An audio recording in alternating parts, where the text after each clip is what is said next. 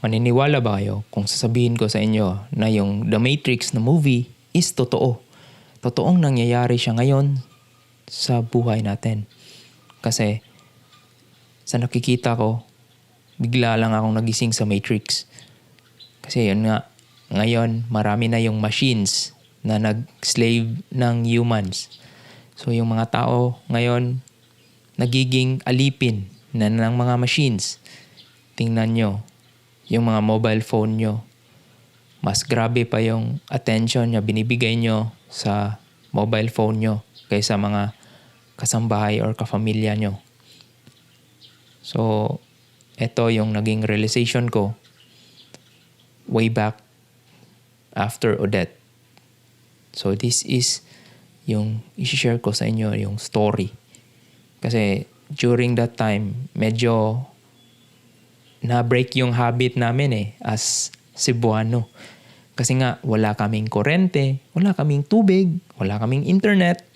So, we are so busy in our lives na kumukuha ng basic, yung food, tubig, yun yung pinaka-basic namin after Odette. So, after that, nag-fasting kami sa online or internet services. Kaya yung Facebook, Instagram, na-break yung cycle namin as a Cebuano. So, yun yung pinaka-blessing dun. The recess of social media that time. Kasi hirap kami sa tunay na life namin. Kasi yun nga, scarcity of food, water, and gasoline. So yun yung blessing ni Odette na binigay sa amin. Na-realize ko rin dun na we are so fed up sa social media na most of our times binibigay na natin sa social media.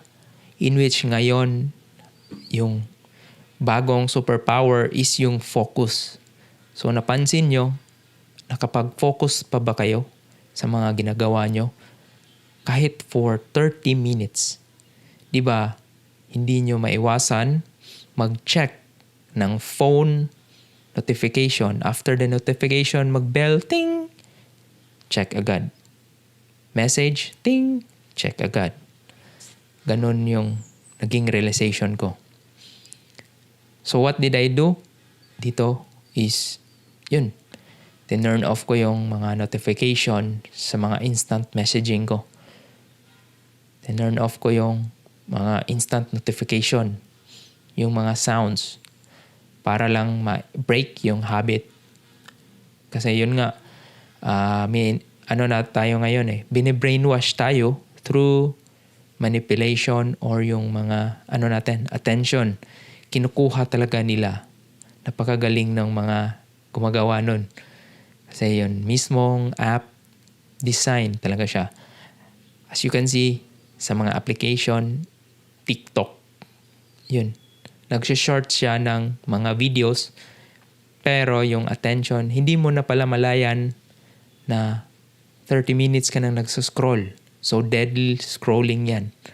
Yan yung new addiction ngayon. Hindi na siya drugs yung addiction ngayon, kundi more of a social media dopamine yung tinatawag nila.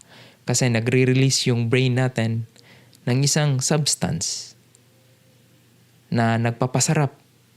The same substance during nilabasan and during high times. So, yun yung magic na kinukuha na ngayon sa mga tao.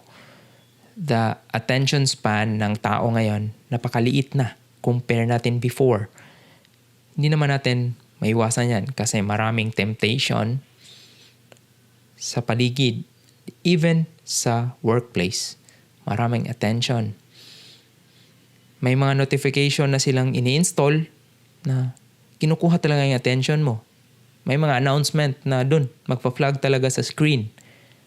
So yun yung ginagamit nila ngayon to grab our attention. Kasi nga, focus is the new superpower.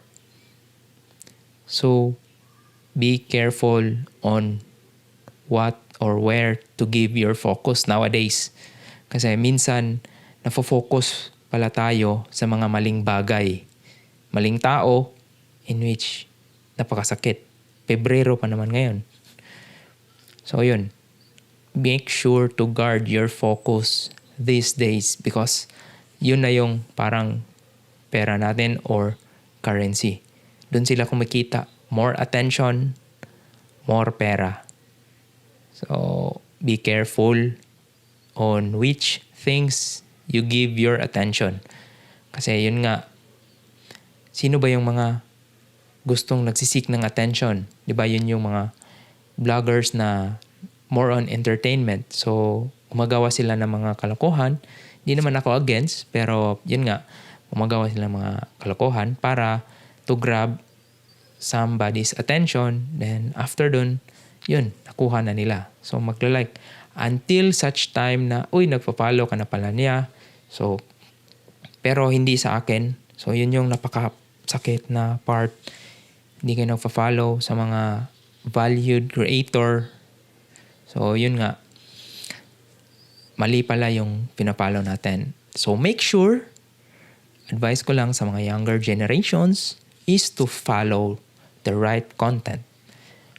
Content na mag-upskill ng skills nyo. Katulad ko, I use social media, YouTube, to uplift my skills. If you want to learn photography, mayroon yan sa YouTube. If you want to learn stocks market, meron yan sa YouTube. Crypto, ayun sa YouTube. Product review, meron yan sa YouTube. So, everything in long form format is andun sa YouTube. Pero kung gusto nyo ng dopamine, yung mabilisan na aliw, gusto nyo punta kayo sa TikTok. Mas madali lang yung scroll doon, in which very, very dangerous sa pag-retain ng attention natin. So, yun lang. Yun lang yung gusto kong emphasize na as much as possible, guard your attention. Kasi kung nakuha nila yung attention mo, ibig sabihin, pwede ka nilang kontrolin. In which, yun na yung sa matrix natin na story. Kaya, gumising na kayo guys. And focus on what really matters. If you have a family, spend time with them. And kung meron kayong dog, yun. Quality time sa family. So, yun lang yung pwede mong maibigay sa kanila for now while the world is full of distractions. Kaya as much as possible, live a life. Hindi pwedeng you only live once. No, hindi naman ganun. You only subscribe once to my channel, but you live forever. Okay? So yun. Maraming salamat. So kung meron kayong mga questions or story na gusto nyong ma-share, pa-comment lang. Be open to everyone. Sharing this community is the same. Alright? So maraming salamat guys. And guard your focus at its optimum. And be sure to share the world. Enjoy. Huwag masyadong kuha ng pictures. Enjoy the moment. Enjoy the scene. Enjoy the sunrise. Enjoy the sunset. Enjoy life. And guard your focus. Okay? Maraming salamat and see you around.